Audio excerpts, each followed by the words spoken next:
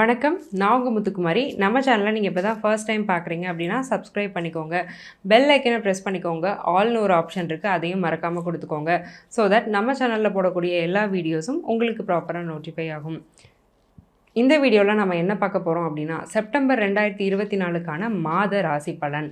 So மாதக்கோள்கள் எல்லாமே transit ஆகிருக்கு. அந்த டிரான்சிட் அப்படிங்கிறது என்ன மாதிரியான மாற்றத்தை ஒவ்வொரு ராசிக்கும் கொடுக்க போகுது அப்படிங்கிறத தான் நம்ம பார்க்க போகிறோம். அதோடு சேர்த்து லக்கி டே என்ன, லக்கி கலர் என்ன, லக்கி நம்பர் என்ன, சந்திராஷ்டமம் என்னைக்கு, இந்த மாதத்தோட கிரக நிலைகளை அனுசரித்து நீங்கள் என்ன செய்யலாம் செய்யக்கூடாது அப்படிங்கிறத இந்த வீடியோவில் நான் டீட்டெயில்டாக பேசியிருக்கேன். ஸோ நீங்கள் ஃபுல்லாக கேட்டுக்கோங்க. இந்த மாதத்தில் எந்தெந்த கோள்கள்லாம் டிரான்சிட் ஆயிருக்கு அப்படின்னு நீங்கள் பார்த்தீங்கன்னா, சூரியன் சிம்மத்திலிருந்து கன்னிக்கு செப்டம்பர் 17ஆம் தேதி மாறுறாரு. கன்னியில் இருந்த சுக்ரன் செப்டம்பர் 18ஆம் தேதி துலாமுக்கு மாறி ஆட்சி ஆகுறாரு. செவ்வாய் மிதுனத்தில் இருக்க, புதன் சிம்மத்தில் இருக்க, கடகத்தில் சந்திரன் இருக்க இந்த மாதம் பிறக்குது. ஸோ இந்த மாதம் ஒவ்வொரு ராசிக்கும் எப்படி இருக்குன்னு பார்த்துட்டு வரோம். அந்த வரிசையில் நாம் இப்போ பார்க்கக்கூடிய ராசி தனுசு. காலபுருஷ தத்துவத்துப்படி 9வது ராசி. ஆன்மீக ஸ்தானம், ஆன்மீக கிரகமான குருவின் சொந்த வீடு, மூலத்திரிகோண வீடு. இந்த வீட்டுக்கான பலன் என்ன, இந்த தனுசு ராசிக்காரங்க இந்த மாதம் எப்படி இருக்க போகிறாங்க அப்படிங்கிறத தான் பார்க்க போகிறோம். ஃபர்ஸ்ட் அலர்ட் என்னென்னா, கடன், நோய், எதிரி, இந்த 3 விஷயத்துலையும் கவனமாக இருக்கணும். ஏன்னா 6ஆம் இடத்துல குரு இருக்கிறதுனால இந்த 3 விஷயத்துலையும் கவனமாக இருக்கணும். ஏன் இந்த ஒன்றை மட்டும் நான் முன்னாடி சொன்னேன்னா, மித்த எல்லாமே பாசிட்டிவ். இந்த 3ல் தான் பிரச்சனை. வயசுக்கு தகுந்த மாதிரி பிரச்சனை இருக்கும். ரொம்ப வயசானவங்களாக இருந்தீங்கன்னா ஹெல்த் இஷ்யூஸ் இருக்கும். நடு வயசுலேருந்து முன்னேறிட்டு இருந்தீங்கன்னா கடன் தொல்லை இருக்கும். சில பேருக்கு எதிரிகளும் இருப்பாங்க. வேலை செய்கிற இடத்துல எதிரிகள், இல்லை லவ் ரிலேஷன்ஷிப்பில் பிரேக்கப், அந்த மாதிரியான விஷயங்களில் வந்து நீங்கள் சஃபர் ஆகிட்ருப்பீங்க. சரி, ஓகேங்க. ஒவ்வொரு செக்டாருக்கும் நாங்கள் எப்படி இருக்க போகிறோம் அப்படின்னு நீங்கள் கேட்டுக்கிட்டீங்க அப்படின்னா, ஃபஸ்ட்டு பிஸ்னஸ் பீப்புளை எடுத்துக்கலாம். ஆன்மீகம், கோல்டு, ஃபினான்ஸ், இந்த மாதிரியான ஃபீல்டில் இருக்கிறவங்கெல்லாம் நல்லா இருக்க போகிறாங்க.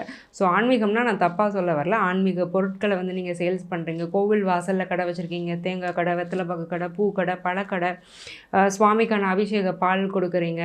அல்லது நீங்கள் என்ன ரிலீஜனாக இருந்தாலும் உங்களுடைய மதம் சார்ந்த ஒரு ஸ்பிரிச்சுவலான விஷயத்தை நீங்கள் சேல் பண்ணி அதில் நீங்கள் பிஸ்னஸ் ப்ராஃபிட் எடுத்துகிட்ருக்கீங்க அப்படின்னா உங்களுக்கு சூப்பராக இருக்கும்.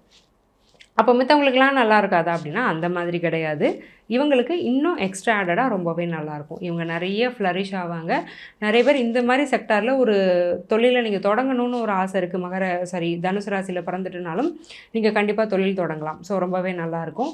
சரிங்க, நாங்கள் தொழிலெலாம் பண்ணலை, நாங்கள் வேலையில் தான் இருக்கோம். எங்களோட வேலை வாய்ப்பு அப்படிங்கிறது எப்படி இருக்கும்னு நீங்கள் கேட்டிங்கன்னா, 10ஆம் இடம் ஸ்ட்ராங் தாங்க, ஈக்குவலி ஸ்ட்ராங், எந்த பிரச்சனையும் இல்லை. 6ஆம் இடம் வளர்த்துருக்கிறதுனால காம்படிட்டிவ் எக்ஸாமினேஷன்ஸில், இன்டர்வியூஸ்லலாம் வின் பண்ணக்கூடிய ஒரு பிராப்தம் இருக்குது. ஏன்னா 6ஆம் இடம்ங்கிறது போட்டி போட்டு ஜெயிக்கிறது. ஸோ போட்டி போட்டு ஜெயிக்கிறது குறிக்கிறது 6ஆம் இடம். அப்போ எல்லா இன்டர்வியூவுமே 6ஆம் இடத்துக்கு கீழே தான் வரும்.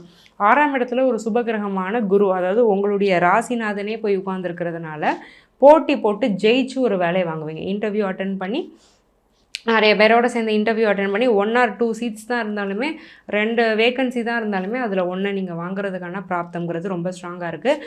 ரொம்ப நாளாக ஜாப் மாறணும்னு நினைக்கிறவங்க இந்த மாதத்தை யூட்டிலைஸ் பண்ணிக்கோங்க. ஹஸ்பண்ட் அண்ட் ஒய்ஃபோட ரிலேஷன்ஷிப் எப்படி இருக்குன்னு கேட்டிங்கன்னா, 5ஆம் அதிபதி 7ல் உட்காந்துருக்கிறாரு. நிறைய பேருக்கு மனசுக்கு பிடிச்ச மாதிரி திருமணமாக இருக்கும். லவ் மேரேஜ் பண்ணிகிட்டே சண்டையில் உட்காந்துட்ருப்பீங்க. செவ்வாய் வேறு ராசியை பார்க்குறாரு. தனுசு கொஞ்சம் பொறுமையான ராசி தான். பட் இந்த மாதம் அநியாயத்துக்கு கோவம் வரும். ஏன்னா செவ்வாய் வேறு ராசியை பார்ப்பார்.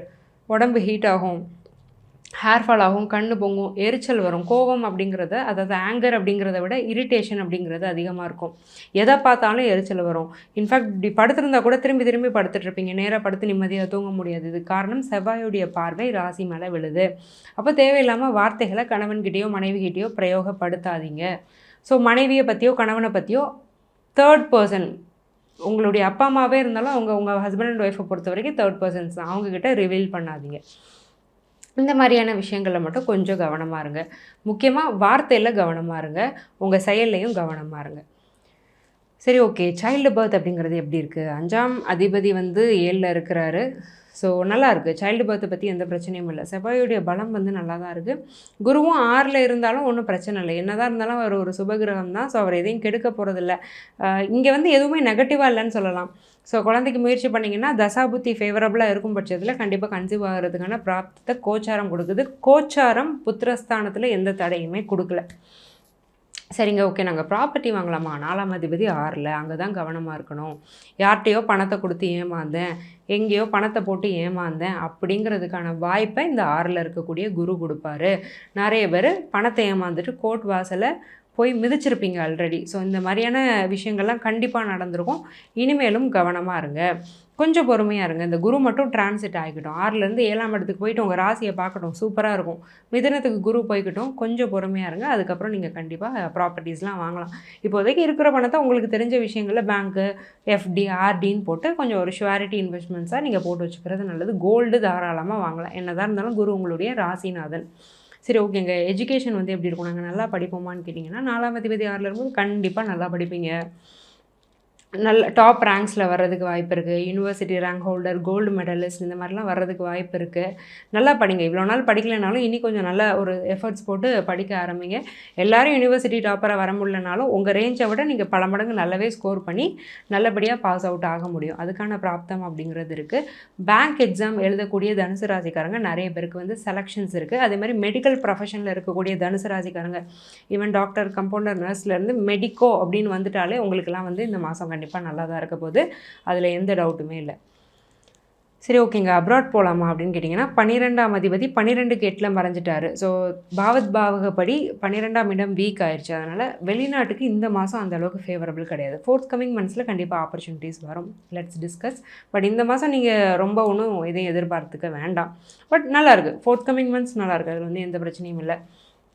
சரி, தனுசு ராசிக்கு வந்து ரொம்ப லக்கியான நம்பர் என்ன அப்படின்னு கேட்டிங்கன்னா 6 நல்லாயிருக்கும். Lucky colour blue, lucky day Saturday and Friday. சரி, சந்திராஷ்டமம் எங்களுக்கு வந்து என்னன்னைக்கு வருது அப்படின்னு நீங்கள் கேட்டிங்க அப்படின்னா 28லேருந்து 29th வரைக்கும் உங்களுக்கு சந்திராஷ்டமம். ஸோ இந்த 2 டேஸில் வந்து கொஞ்சம் நீங்கள் கேர்ஃபுல்லாக இருந்துக்கணும். ஸோ தேவையில்லாத அலைச்சலை தவிர்த்துக்கணும். தேவையில்லாத ஒப்பந்தங்களில் கையெழுத்திடுறது, தேவையில்லாத வாக்குவாதத்தில் ஈடுபடுறது, லாங் ட்ராவல் பண்ணுறது, அது எல்லாத்தையுமே சந்திராஷ்டம நாட்களில் வந்து நீங்கள் தவிர்த்துக்கிறது ரொம்ப நல்லது. இவ்வளோ நேரம் நம்ம பார்த்துட்டு இருந்தது வெறும் ஜென்ரல் ப்ரெடிக்ஷன்ஸ் தாங்க. உங்கள் ஜாதகத்துக்கான பிரத்யேகமான பலன் தெரியணும் அப்படின்னா கீழே கொடுத்துருக்க என்னுடைய நம்பருக்கு காண்டாக்ட் பண்ணி என்னுடைய அப்பாயின்மெண்ட்டை நீங்கள் புக் பண்ணிக்கோங்க. நான் உங்களுக்கு ரொம்பவே சிம்பிளான ரெமெடிஸ் தான் சஜஸ்ட் பண்ணுவேன். லைஃப் ஸ்டைல் ரெமெடிஸ்னு சொல்லுவோம். அதாவது வாழ்வியல் பரிகாரங்கள். நீங்கள் அன்றாடம் டே டு டே லைஃப்பில் ஒரு கோவிலுக்கு போகிறது, பார்க் போகிறது, சினிமா போகிறது, வேலைக்கு போகிறது, இந்த மாதிரி நீங்கள் பண்ணக்கூடிய ஒரு ஈஸியான விஷயங்களில் தான் இந்த ரெமடிஸும் உள்ளே வரும், இந்த பரிகாரங்களும் உள்ளே வரும். அப்போது நீங்கள் ஒரு பைசா இதுக்கு செலவழிக்க வேண்டியதில்லை. உங்கள் அன்றாடம் வாழ்க்கையிலேருந்து அதிகமான நேரத்தையும் நீங்கள் செலவிட வேண்டாம். உங்கள் கர்மாவை இது ப்ராப்பராக கிளென்ஸ் பண்ணி கொடுக்கும். ஸோ இந்த மாதிரி பெனிஃபிட் ஆனவங்க நிறைய பேர். அந்த வரிசையில் நீங்களும் இடம்பெறணும்னு நான் மனசார வேண்டிக்கிறேன். ஆல் த வெரி பெஸ்ட் தனுசு. நன்றி, வணக்கம்.